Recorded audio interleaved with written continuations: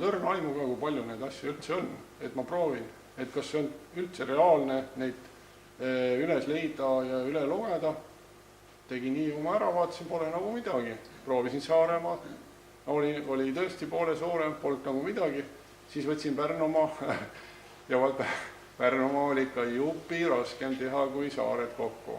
Aga siis oli hammas juba nii verel, et enam ei saa ka pooleli jätta.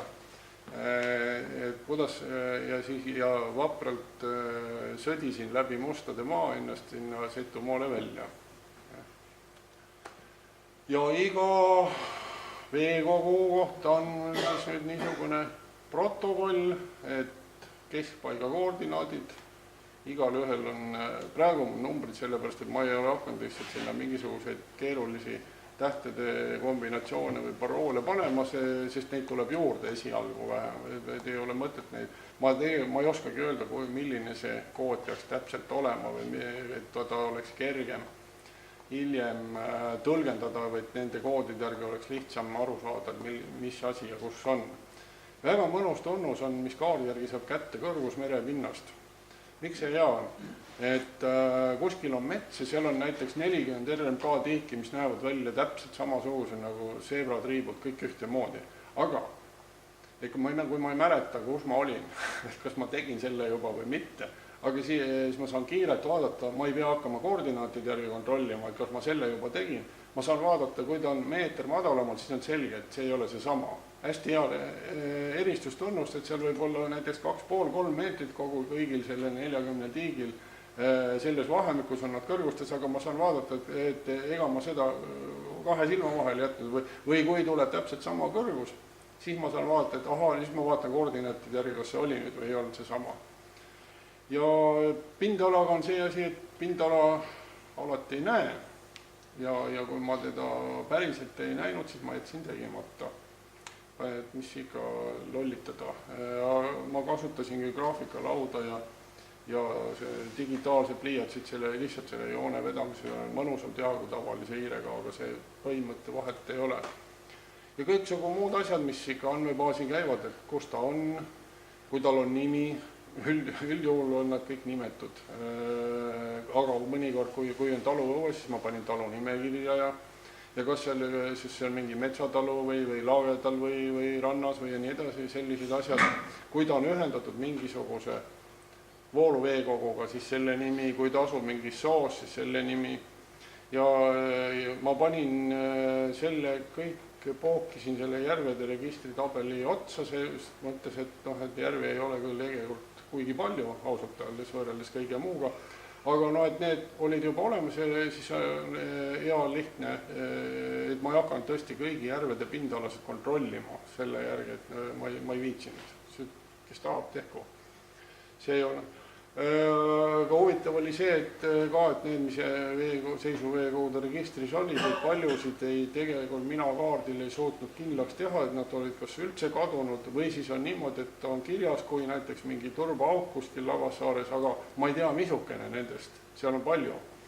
Ja siis ta läks, ma ei pannud teda, ma kirjutasin talle uue rea ja ta registri oma jätsin panemata tühiku ja ma võtsin kõik need turbaagud arvesse, aga siis ta lihtsalt tuli nagu uudismoodustisena, et põhimõtteliselt kokkuvõttes on ikkagi ühikute arv sama. Et midagi selge, siit suht midagi ei näe, see on näidis sellest andmebaasist kiirest. Ega mul aegul ei ole, või veel ei ole. Ja ma ei ole piltideni veel üldse jõudnudki, et kõik, eks ole, need, mis on järvede registris, nendel on koodid, minu omadel ei ole, maakond, vald, küla, siis kui tal on mingi nimi, siis see kirja, kui tal on mitu nime, siis see kirja, siis mis tüüpi järv ta on, see kirja, siis kui ta on mingi jõega ühenduses, paisjärv näiteks või looduslik järv ja nii edasi, paisukõrgused saab väga ilusasti kaardi järgi kätte. Kuigi praegusel juhul paisjärvedega kui tegelnudki soo nimi, mis ta tahab. Siis väga huvitavad asjad on need, mis on saartel, mitte ainult suurte saartel. Näiteks ma avastasin, et Piirissaarel on 14 hektari suur järv. Ma ei olnud enne kuulnud ka sellest. Ja tõepoolest on, selle nimi on Šavariha. ma näitan pilti varsti ka kohe sellest. Ja siis, et selle asjanduse ümbrus, mis seal on, sellest oli juttu, eks, no väga üldiselt, eks ole, mina ei hakka mingisugust maakasutust pikalt, see ei ole võimalik sellel tasemel, siis kui seal on mingi maja nimi, näiteks saime teada, et Vändros on Jussi Lepiku tänav, 3334 Vändro alev, selle üleval, seal asub üks tiik. Siis, kui on mingisuguse järve jäänukjärv, siis selle suure järve nimi nagu Linnu ja Laht ja Peipsi järv. Koordinaadid muidugi, kõrgus, pindala ja siis, kui pindala on juba enne teada või enne hinnatud hektarites, siis see on nagunii seal juba kirjas. Nii, me saime nagu sellest igavast asjast, aga ma näitan, kus kohas see süvahaud ja Savarihh on. Ma olen siit kunagi paadiga sõitnud läbi niimoodi, et siit sai paremale keerata ära ja me sõitsime siit, see oli igane vahva roostiku vahel, piilusid need talud vastu.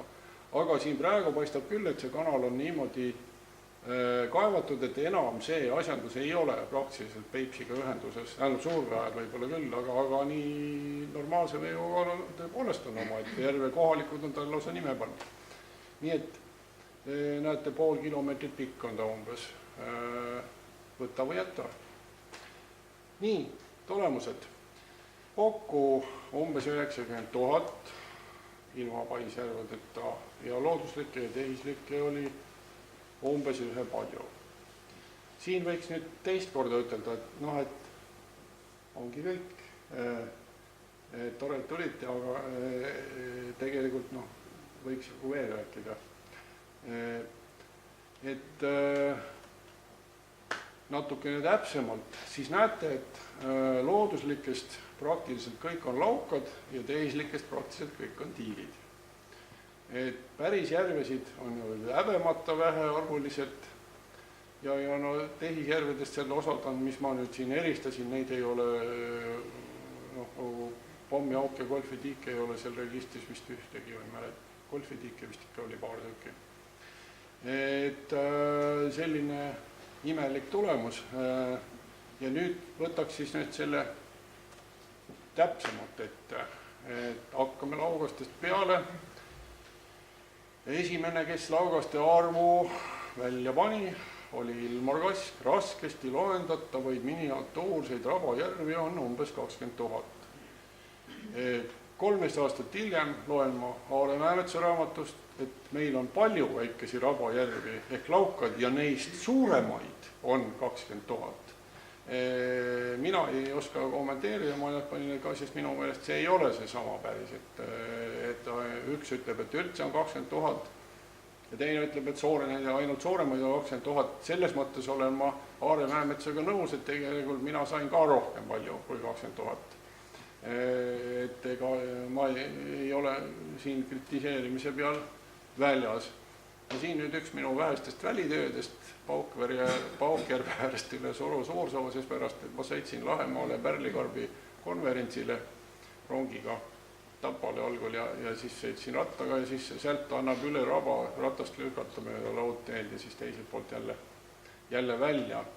Et siin üks laugas on taga, seal ei ole nime, aga niisuguse, kui palju on erinevates rabades laukad, siin on need kõige arvukamad ja Pohatusoos oli üle 2000, mis tähendab 6% kõigist kokku. Ja vastavalt, siin on mõned laukad, üle 100 natukene, on järvede nimestikus järvede nime all kirjas. Neid ma siin ei arvestanud praegu, aga need tulevad hiljem. Üldkokkuvõttes on nad sinna hulka loetud, mitte järvede alla. Ja et hinnangu suurus sai panna peaaegu 2 korda rohkem, on fotolt näha, kui Ilmar Kask kunagi arvas.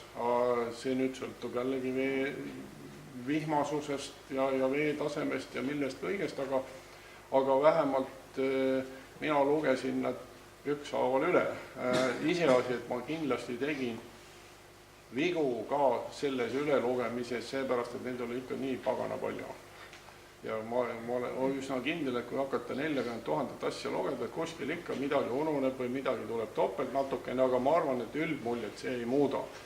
et ma võisin seal jah, iga raba pool mõnega eksida, aga ja tõenäoliselt eksisingi ja tähendab, kes üle kontrollib, see saab natukene teistsuguse tulemuse. Ja kokku oli Eestis üle 200 raba, kus oli vähemalt üks laugas pildi järgi olemas ja selliseid rabasid, kus oligi ainult üks laugas, oli ka. Ja saarte rabades mina laukaid ei leidnud. Võib-olla on keegi seal pärit ja ütleb, et aga ikkagi on, ma ei tea. Ma ei julge väita, et pildi järgi ma ei osanud panna. Siis see asi, et kus läheb nüüd piir lauka ja järve vahel, et no üks asi on tõenäoliselt laugaste pH on madalam, kui palju siis madalam jällegi täpselt ja mis aasta ajal. Et ma pakuks üks selline tavaline selgootu loom, nagu vesikakand, keda järvedes on ja laugastes ei ole, mina tõmbaks piiri sinna. Aga seal võib olla ka niimoodi, et mõni laugas aeg-ajalt võib saada kogemata mingi kraavi kaudu uue hingamise või uue ühenduse ja siis ilmub see asellus ka sinna, kui pH tõuseb. Aga on Eestis vähemalt üks asi, mida kutsutakse päriselt järveks ja mis on täiesti lauka elustikuga ja kus kalu ei ole. Et tõenäoliselt ka kalade puudumine võib olla üks niisugune hea tunnus, mis selle piiri aitaks tõmmata. Ja lauvastega ma tegin seda sohki, et mina jätsin ükshaaval koordinaadid võtmata. Ja muud asjad ma lugesin nad ainult kokku, sest neid oli ikka lihtsalt liiga palju. Ma mõtlen, kui ma oleks hakanud seda tegema, oleks sinna surnud sellega, et seda võib keegi teine teha, kes viitsib. Mustjärve pilt ka siin. Alles, mis päev täna on? Neljapäev, eile käisin seal. Oli küll peaaegu aga vihma sadas. Järgmine arvult, aga peaaegu 10 korda vähem on sellised asjad, üks sõna on veel sonn, mida ma ei ole siia pannud, aga kui nüüd võtta tekkeviisi järgi, no jah, mul on veel veerand tundi.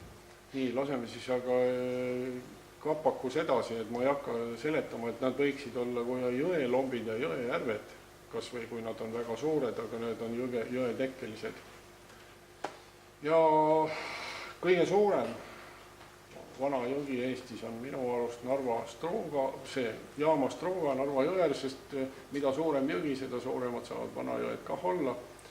Ja nendega on tehtud mõnesuguseid kunststükke, näiteks, et selleks, et latikal oleks parem kodeda, tehti looduskaitselist tööd kõvasti ja kaevati vanajõgede otsi lahti.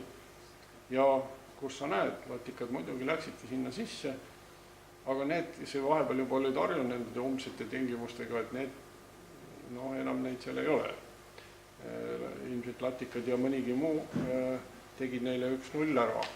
Nii palju, kui ma mõnda üksikut kohta sain vaadata, aga muidugi neid umbseid vanajõgesed on päris palju veel alles ka ja Euroopa raha igale poole ei ulatu. Kus on palju vanajõgesid? Eesti rekord on Võrumaa Mustjões, konkurentsitult kõige rohkem. Selle kena liivane madalmik, kus jõel on hea neid tekitada, siis tulevad juba mõlemad emajõed kokku arvatuna. Koiva, see 26 kilomeetrit annab ka meile üle 80 vanajõe ja minu üllatus oli üks väga imelik koht, kus oli Kohtla jõgi, mis on Purtsejõe lisajõgi, mis on praktiliselt üleni kaevanduste alla jäänud ja samal ajal on seal kaardil näha, et need vanajõed on alles ja neid oli kole palju. Tõelised reliifid, et nüüd mul on tunne, et ei saa rahu enne, ma pean käima mõnda vaatamas, et mis värk ikkagi on. Ma ei saa ükshaaval kommenteerida, sest ma olen juba aja ära kulutanud. Ma näitan siin jõgede pilli peal, et see Mustjõgi on see siin ja Kohtla jõgi on siin. See, mida ma mõtlesin nende rekordite hulgas. Emajõge ma ei hakka üldse näitama, tühja ka. Mustjõe pilt veel siia ülevalt alla. Et kõik need niisugused lapid siin, kus on näha, et vesi läigib sees, need lähevad arvesse. Jaama Strooga pilt Narva jõe äärest. Nii, lombid. See on nüüd üsna heterogeenne rühm ja see vajab liigendamist. ja mina liigitaksin, vabandust, kui keegi tahab, et Võhmetu järv oleks järv, aga mina ütleks, et see on põhimõtteliselt erinev järvest selles mõttes, et ta jääb kogu aeg kuivale ja mitte kogemata, vaid kohe meelega ja regulaarselt, et selles mõttes ta liigitub lompide, mitte järvede sekka, kellel meeldib teda järveks nimetada, kaasa arvatud Keskkonnaministeerium, mul ei ole selle vastu midagi. Jäänukjärved täpselt samamoodi, nad ei ole sellised, et vesi kaob maa alla ära, aga nad võivad jääda kuivale, need on suurematest järvedest jäänud jupid, nii nagu jõgedest jäävad vanajõed, aga need võivad olla kunstlikult jäänud järve veetaseme alandamise tõttu või lihtsalt niisama aja jooksul. Sooservade märed, nagu ei saakski aru, et seal vett on, aga proovi Jõhvikule minna ja vaata, see võib olla kaelani sees. Väga niisugune tavaline asi ja soode raamat on olemas, kus me saame teada, siin on paremal mul ainult rabade pildi näidatud, aga seal on kõigi saade kohta, et me saame aimu, kus kohas neid meresid otsida. Neid on jube palju jälle. Mere ääres, merelombid ehk rannalombid, siis Luitelombi pilt, see on Poamaa järv Hiiumaal. Asja mõte see, et ta ei ole soolase vee mõju piirkonnas, vaid seal on liivane põhi täiesti, jääb luite taha merest eemale, tõenäoliselt mitte soolase veega. Järved. Vot siin on, kui te vaatate neid protsente selle üleval, siis väga nutused arvud ikkagi tulevad, et kui meil on järvede nimestik, miks me loeme ainult 2 või 1% üle, muidugi õige vastus on see, et nad on palju suuremad kokkuvõttes, aga siis võiks ju nii öelda, et tegeleme ainult Peipsiga, seepärast, et see on üksinda suurem kui kõik teised või ainult Läänemerega. Paraku nii tuleb välja. Tiikidega on palju ilusamad numbrid, kõigist seisuveekogudest peaaegu pool. See tiik on Tiit Marana tiik Hiiumaal, kus ta käib koos naaritsatega. Ja vot tiikidega oligi nagu põhiline tegevus, näiteks ma lugesin kokku, siin on nüüd endine haldusjaotus, et Tartu linn, Elva linn, et 100 ei saanud täis, aga ma olin päris üllatunud, et Rõngus oli ka ligi 90 tiiki Rõngu alevikus, mitte terves Rõngu vallas. Uskumatu, kui palju inimesed on ikkagi neid vorpinud. Settetiigid, keegi pole uurinud muide, kui veekogusid. Mina küll ei, tähendab, mõõdetakse seda fosfori hulka, mis sealt välja tuleb, aga elustiku, no ma ei ole märganud kuskil. Siis kaevanduste settetiigid, mis on kena klaari veega, kui lubi põhja vajub.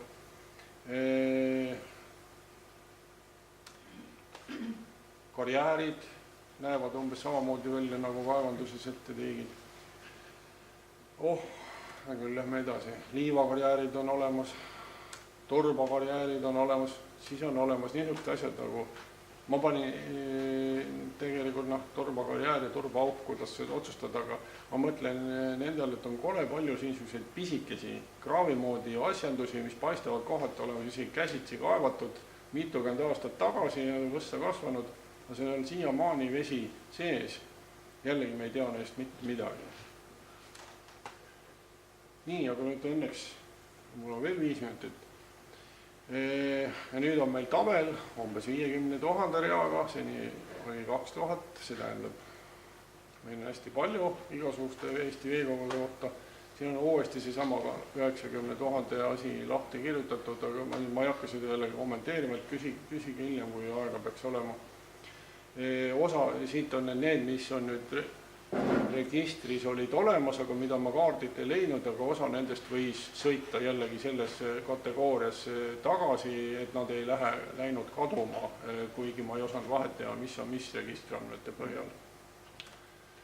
Ja siis niisugune statistika, et kui palju mina leidsin rohkem veekogusid, kui registris oli, no väga tore on näidata, et ma leidsin 387 korda rohkem laukaid, aga tuutuus, eks ole.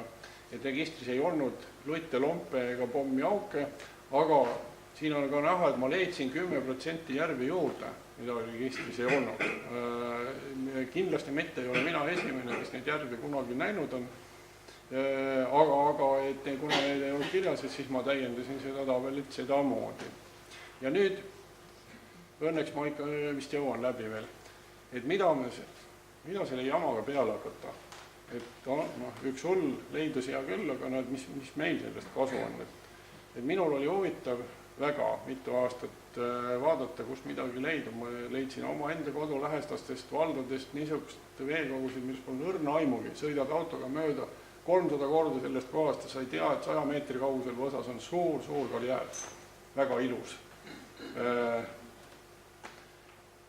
Kas pindala tuli juurde? Ei tulnud eriti juurde, tähendab, et kõik see, umbes pooled sellest, mida ma juurde panin, nende pindala umbes 50 ruutkilomeetrit ja teine pool, mille pindala ma kas ei mõõtnud või ei saanud mõõta, ma arvan, et see on umbes sama palju, ma võtan siit pildil nüüd Peipsi maha, siis on natukene rohkem näha.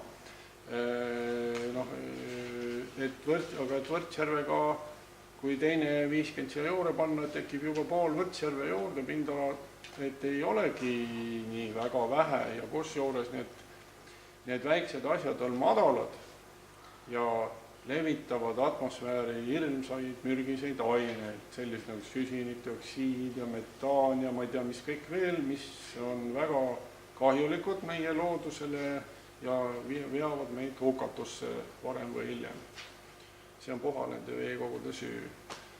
Siis üks selline tore eelkäija, kes luges üle kõik maailmajärved. Aga maailmas oli palju rohkem järvi kui Eestis, miljonites. Aga tema mõõtmistäpsus oli umbes 100 korda madalam kui minul. Sest mina ei suuda korrata seda, mida ta tegelikult tegi. Seal oli terve parv modelleerijaid, ja kes otsustasid, kuidas meie programm peab kaarti analüüsima niimoodi, et otsustada, milline värvilaik on järv ja mis ei ole ja kui suur see võib olla. Aga see Tiit Kutser leidis ka, et väikesed järved on kohe olulised. Muidugi need väikesed järved, mis on suuremad kui 0,18 hektarit, veel väiksemad, sellest ta ei tea midagi. Siis on meil riiklik seire, umbes 90 järve, me käime mõne aastaga läbi, pluss Peipsi Võrtsjärv ka sealkandis. See tähendab, et suuremat osa meie siis seisuveekogusid riiki ei huvita. Nojah, ei peagi huvitama.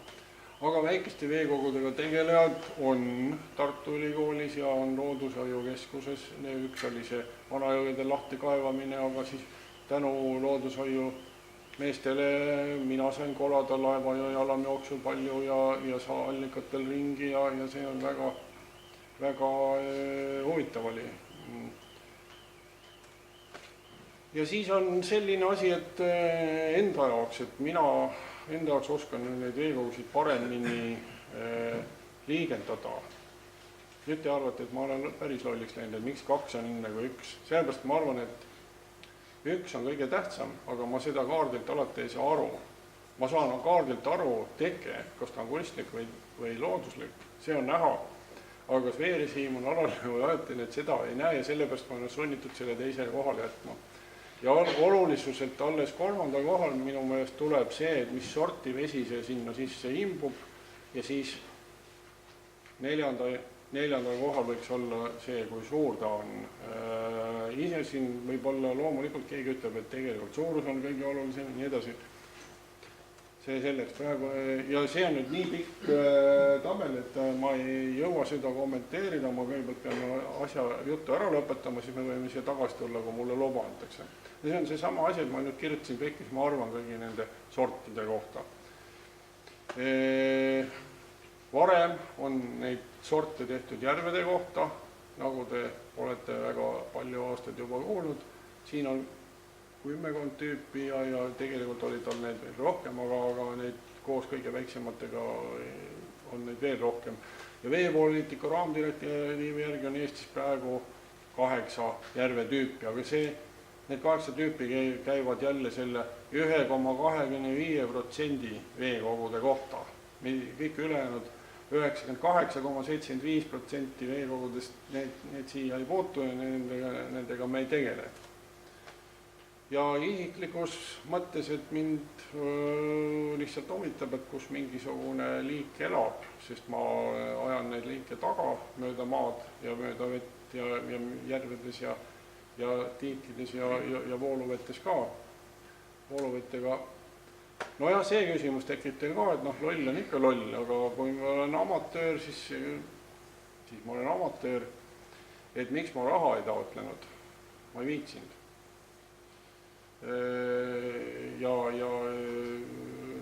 Palju mugavam oli, et kui ma pean kogu aeg kellelegi seletama, et miks ma ei saanud teha, nagu Agu Sihvka ütles, et miks me ei käinud tornis kikk ja kökk. Et see on kole vastumeelne ja kuna keegi mind ei sunninud seda tegema, siis ma võtsin endale õiguse mitte raha taotleda.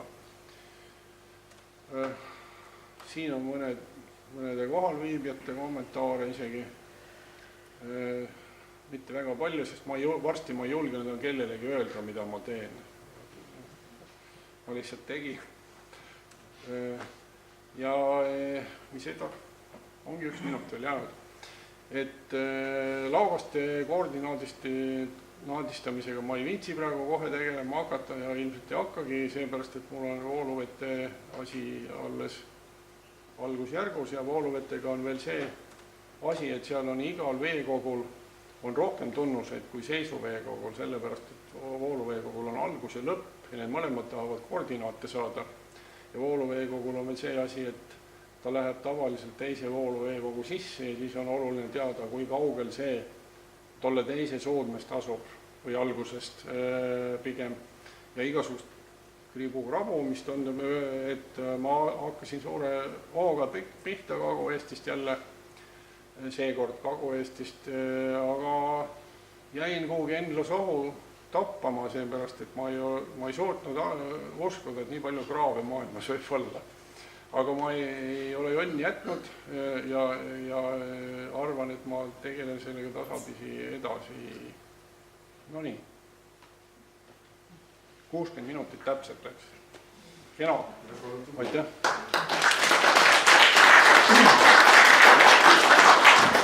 Aga nüüd on siis hea hetk meie ettekandjat küsida, et mul on tegelikult kõigepealt selline küsimus, et kas sul on plaanis suur andmebaas kunagi kuhugi internetti või teistele kättesaadavaks ka teha? Ikka, enne kui ma ära suren. Ma vaatan poole, et mitte vahetada. Sellega on see asi, et ta vajaks natikene üle rehitsemist ja vaatama filtreerimist, et see lihtsalt mingi roll ja vigu ja mingi 2 rolli mõned asjad rohkem taga ja see rehitsemine võtab ka jälle aega, kuna ma olen praegu vooluvetes, et siis ma lükkasin selle valutava südamega edasi selle rehitsemise loomulikult ikka teistele ka, et kas keegi tahab kaasa mõelda ja äkki on mõnel veel selline andmebaas olemas või midagi sellist või on ideid, et mida sellega teha või kelle seda maha müüa näiteks, ma hea meelega aitan raha kulutada.